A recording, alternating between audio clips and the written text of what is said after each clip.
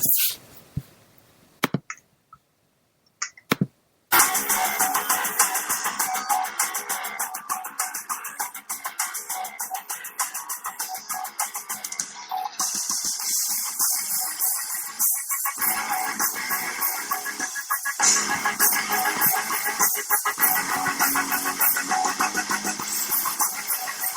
right, everybody, welcome to Jersey Boys Sports Talk. I am Matt Stolboff, along here with CB Garrett. What's up, CB?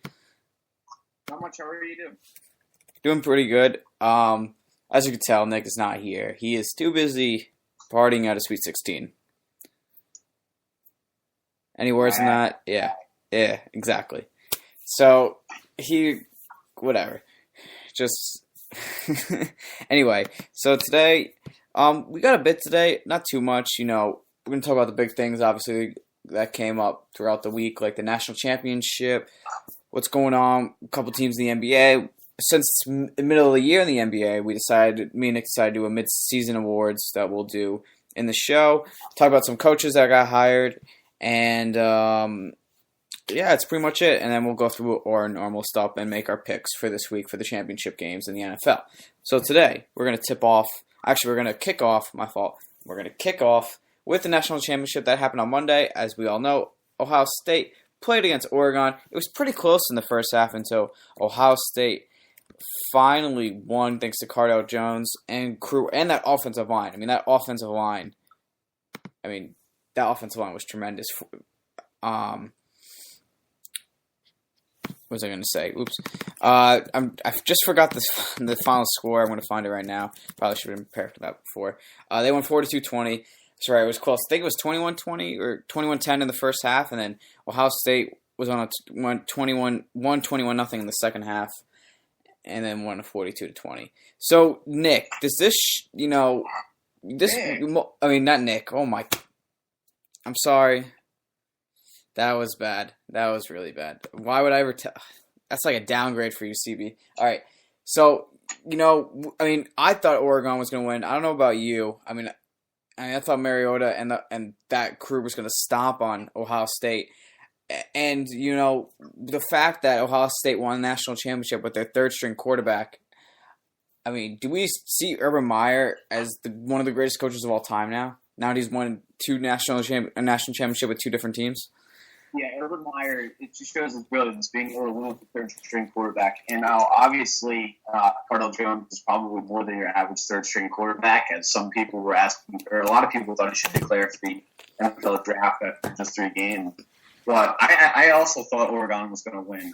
Now, missing their top receiver for this year probably really hurt them a lot, but they had a lot of drops in crucial parts of the game, especially after that first drive that they had where they drove it right down Ohio State's throats and scored one up 7-0. I really thought they were going to win, but got to credit on Urban Meyer, who you have to think is one of the best coaches of all time at this point. It was pretty amazing, and it's almost shocking how people thought that Cardale Jones should have gone pro after 3 games. He did good. He did good in the Wisconsin game. I didn't think he was too great in Alabama, and he did great in the national championship game. And obviously, I think he made the right choice of staying and not going pro. But now, and Ohio State, this was a huge statement. And think about it. If we had the original BCS system that we had last year, we would have not seen Ohio State even close to this championship game because of their loss to Virginia Tech early in the year. It just shows how important, what could have happened if we did a playoff system a couple, for the last few years. Would we see the SEC constantly winning these national championships? Or would we see things that happen like this year, seeing a 4 seed beat a 1 seed and Oregon winning, and then the 4 seed winning the whole entire national championship? Just all these possibilities that were going on that were happening. Now Ohio State, though, has a few things to discuss, and decide, a couple players on Ohio State to decide whether they're going to transfer or not, like Braxton Miller, like JT Barrett, and even Cardale Jones. You might even get, the guy who won the national championship for the team might not even get the starting job next year. Do you think, CB, that we see Braxton Miller and we see JT Barrett transfer over the summer, or do they stay at Ohio State and Urban Meyer figures it out and tries to win another national championship? I think we see Braxton Miller transfer. I don't think he really has that great.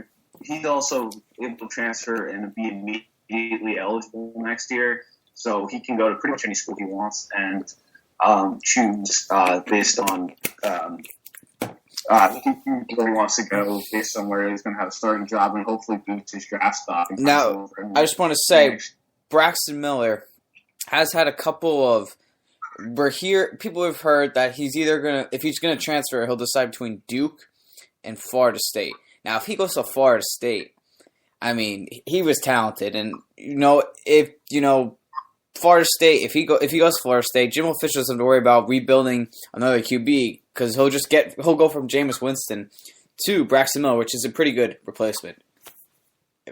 I do say so myself. I mean, could you see that happening, and could you see Florida not really slumping next year, even after losing Jameis? Yeah, I mean, obviously, if you can insert a quarterback like that, he's not, who knows how at the level, he's a pretty prolific college quarterback. And the same thing with JT Barrett. Cardell Jones probably profiles as a better pro quarterback down the road. I think that, JT Barrett's probably the better college quarterback. And I think that for that reason, he's probably going to win the job over Cardell Jones next year. Yep. I mean, I agree with you, too. I think that will happen if JT Barrett decides to stay. I don't know what Urban's going to say to him.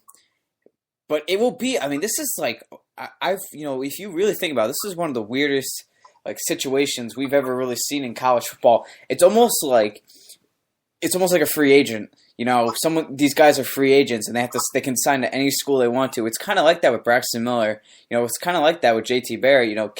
Does he stay or does he leave? It's kind of a weird situation. It's almost like, an NBA summer, really, off season in the summer. But I mean, at the end of the day, I think Braxton Miller does transfer, and I think JT Barrett does stay. I'm going with you, and Cardell Jones does sit the bench for 1 year because he is only is he a redshirt sophomore? Redshirt sophomore, so he can sit the year and then play his senior year. Now, I don't know if Cardell wants to do that, but it's probably going to happen. All right, so let's move on now. We're going to quickly talk about, so in the NFL, there's no really offseason for any team in the NFL, especially if you just fired a coach and you're looking for a new one. So there were a couple of coach signings over this week. Rex Ryan is going to Buffalo quickly after getting fired by the Jets. The Jets hired Todd Bowles, who was defense coordinator for the Cardinals. Thomasula, I just forgot his first name, is going to the Niners, who's been with the Niners for a while. The Falcons are still coachless. They're trying to get the Seahawks defensive coordinator. I know that, Quinn.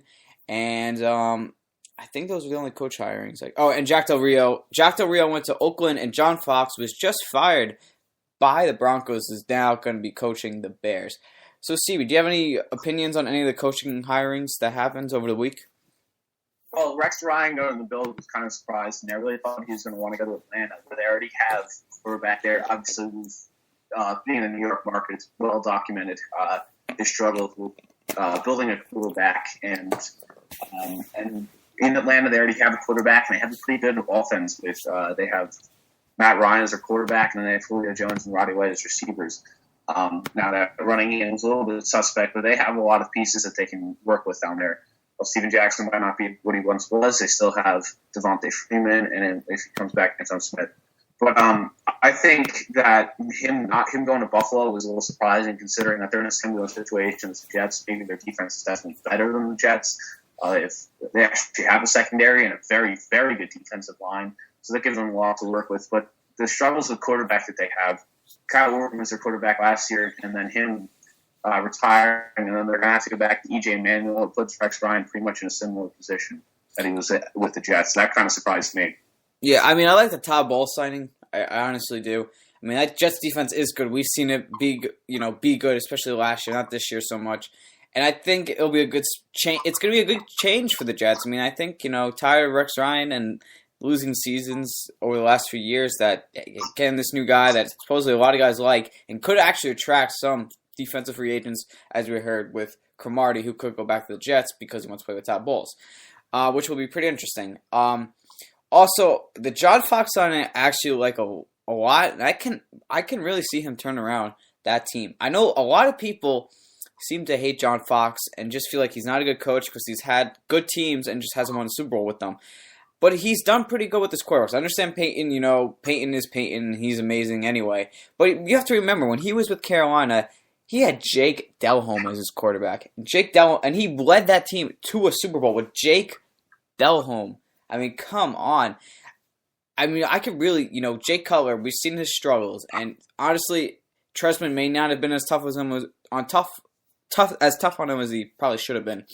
And John Fox will get on his butt and work Jay Cutler off, and we know how talented that offense is. And John Fox could be that guy to create that spark in the offense and let it just go off and score as many points as we all think they should. And it's a strong possibility because we know Chicago is a talent. They just need the right coach right now. Do you think, CB, do you agree with me on this, that John Fox could really turn things around in Chicago? Yeah, we all know that Jay Cutler has had his flashes of greatness, and he just needs to put it together and have a consistent season where he doesn't throw a lot of interceptions. The weapons are there. And Forte out of the backfield, and then you have Brendan Marshall. Brandon Marshall, Alshon Jeffrey, Bennett. I mean, honestly, what more could you ask? Oh my God. Yeah, what more could you ask for? I mean, seriously. That's like a fantasy team's dream right there. And honestly, it is. They have all the problem there is also going to be the defense. That defense is terrible. But I'm saying offensively, they even had struggles offensively, especially when Cutler was in depressed mode. And, even more depressed than he looks, as usual. But, I mean, it's so talented. And they're young, too. Alshon's young. Brandon Marshall's a little older. But Cutler's, he's not that much. I mean, he's actually pretty young. I'm pretty sure he's younger than Eli. And even though he doesn't look like it. And, John Fox, kind of started to click things. I understand Denver had Peyton, but that offense, the coach has got to have some credit in there. And he did pretty good in Carolina, too. Jack Del Rio hiring, we probably don't really care about that too much. Going to Oakland, as usual, if you're a coach in Oakland, you usually get fired within 2 years. So, there's no big change there. Tomasula, who was, I think, the defensive back coach or defensive end coach, something like that, in San Francisco. Supposedly the players liked him. I think San Francisco is going to have a really bad year next year. Really show that John Harbaugh meant so much to that team, and losing him is really going to hurt the team. And I think that's it for coaching hirings. I don't think I've missed anyone yet because Atlanta still doesn't have a coach. And yeah, I think that's pretty much it. All right, so we're going to move on now to the NBA. So me and CB, both hardcore basketball fans. As we all know, CB is a Bulls fan, and the Bulls are doing pretty good as of recently. Pau Gasol he had an amazing game a couple days ago. What was it, like 40? 6 and 18. Okay. So, he had a great day, and, the East is still the weak East, or the whatever you want to call it, the least East. There's only like 3 or 4 winning teams in the East or something like that, and obviously there's more than 8 in the West right now. Who would, honestly, if we look at the season so far, who would have thought that the Knicks would only have 5 wins? Who would have thought that the Thunder would not be in the playoffs if the season ended right now? Who would have thought the Cavs would be 21-20? There's some crazy things. And who would have thought the Warriors would only have 5 losses? We've seen some crazy stuff in the NBA this year, and halfway through. It's honestly, it is insane, I think. This would just make the year awesome because nobody expected any of this to happen at all. It is truly amazing. So we're gonna do our midseason awards for the year. So CB, we're gonna start with you. You want to do MVP first or last? Actually, we'll do the MVP first. All right, so we'll go MVP. CB, who's your MVP so far? I'm taking James Harden. He's had a great year for the Rockets. Now that team struggled a little bit recently, but we all know that's due to the Josh Smith effect. And I think James Harden's having by far the best year of his career. Now, Steph Curry is certainly in the race, but James Harden has really taken over that team in a time when they need it most. And so far this year, he's averaging 27 points per game.